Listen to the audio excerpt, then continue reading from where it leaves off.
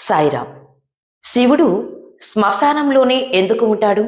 దీని వెనుక ఉన్న అసలు రహస్యమేంటి?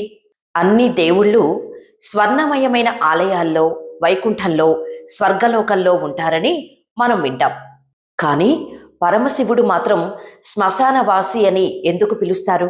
శవాల మధ్యలో, చితాభస్మం మధ్యలో శివుడు ఎందుకు నివసిస్తాడు? ఇది భయంకరమైన విషయం కాదు.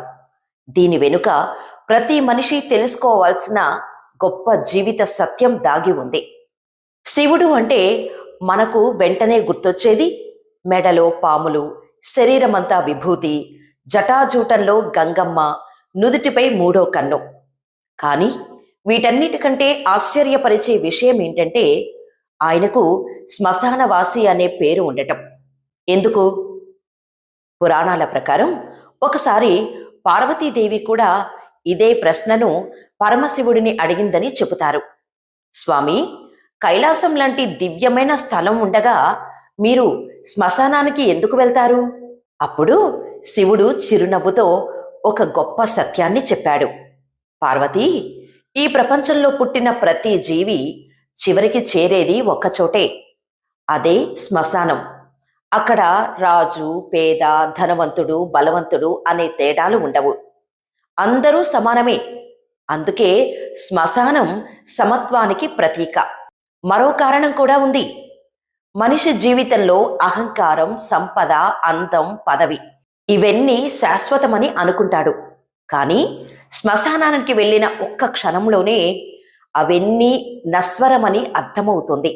అందుకే శివుడు అక్కడే ఉంటూ నువ్వు తీసుకెళ్లేది సంపద కాదు, చేసిన పుణ్యమే అని మనకు గుర్తు చేస్తున్నాడని శైవ సంప్రదాయం వివరిస్తోంది. ఇంకా ఒక అద్భుతమైన విషయం ఉంది. పురాణాల్లో శివుడు భూతనాథుడు అని పిలువబడతాడు. అంటే ఈ లోకాన్ని విడిచిపోయిన ప్రతి జీవాత్మకు కూడా కరుణ చూపే దేవుడు.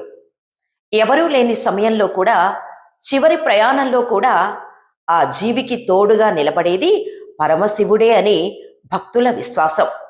అందుకే ఆయన శ్మశానంలో ఉంటాడని చెబుతారు. మరొక ఆధ్యాత్మిక అర్థం కూడా ఉంది.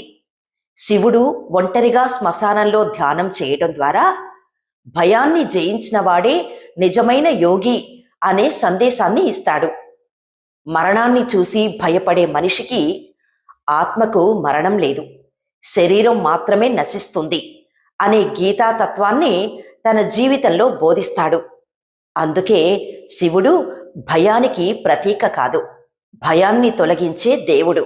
ఇకపై ఎవరైనా శివుడు శ్మశానంలో ఉంటాడు అని చెబితే భయపడకండి. అది ఆయనకు శ్మశానం ఇష్టమని కాదు. మరణం ముందు అందరూ సమానమే, అహంకారాన్ని విడిచిపెట్టి ధర్మంగా జీవించండి అనే శాశ్వత సత్యాన్ని మనకు నేర్పడానికి.